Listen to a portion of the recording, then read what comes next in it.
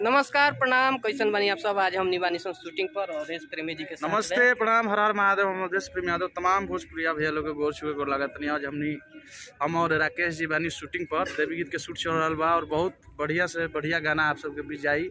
Video जा रहा बा देवी गीत के, आप सब देखी जाए, एंजॉय करी और शेयर करी, लाइक करी, कमेंट करी। देवी गीत बा अपन 10 गो गाना बा जेमे राकेश जी के भी बहुत बढ़िया बढ़िया गीत बा।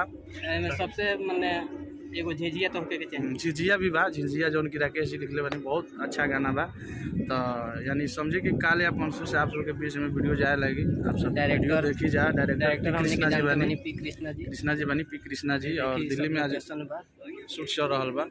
फार्म हाउस में बानी समझी, अभी जा रहा बानी समझी मेकअप करावे। तो सब आप सब प्यार आशीर्वाद दी देवी गीत के। लगातार देवी गीत जा रहा बा, एकदम वीडियो के देखी, शेयर करी या प्यार आशीर्वाद दे के आगे बढ़ाई। और एक से एक बहुत ही अच्छा देवी गीत के गीत सब बा, वीडियो बा, आप सब देखी जा। और ये चैनल बा WR ब्लॉग्स वीडियो। तो जे भी भाई सब्सक्राइब नहीं कैले सब्सक्राइब कर ली WR ब्लॉग्स वीडियो के, और ये चैनल के प्यार दुलार दी। बेल आइकन जरूर दबा ले, चाहे कि कोनो भी गाना के नोटिफिकेशन सबसे पहले हाथ तक पहुँचे। नमस्कार प्रणाम।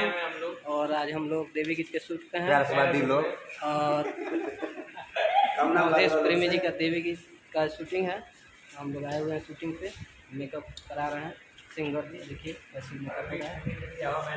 जय हो। देखिए आज हम सब शूटिंग में बानी और मेकअप चल रहा है, पूरा यूनिट बा जुटल।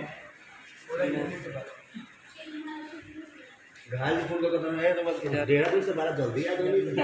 हम देहरादून कहाँ गए नहीं। और इधर डायरेक्टर साहब हैं कृष्णा जी। देखिए पूरा टीम जुटा हुआ है यहाँ पे शूटिंग के लिए।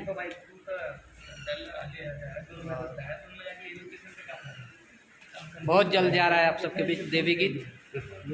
आप सब देवी गीत का प्यार आशीर्वाद दीजिए। प्रत्येक गाने का प्यार आशीर्वाद।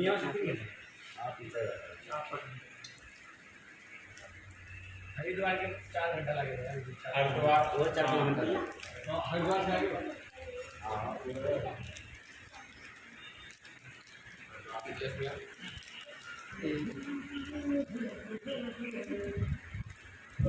WR ब्लॉग वीडियो के आप सब सब्सक्राइब करी। ब्लॉग वीडियो का ब्लॉग मत करो। सब्सक्राइब करे के बाद, सब्सक्राइब करे के बाद, लाइक करे के बाद, अच्छा का प्यार से बात दुला दी। कृष्णा जी कुछ बोल दीजिए तो मेरे चैनल के बारे में। WR ब्लॉग्स वीडियो कौन है? WR blogs.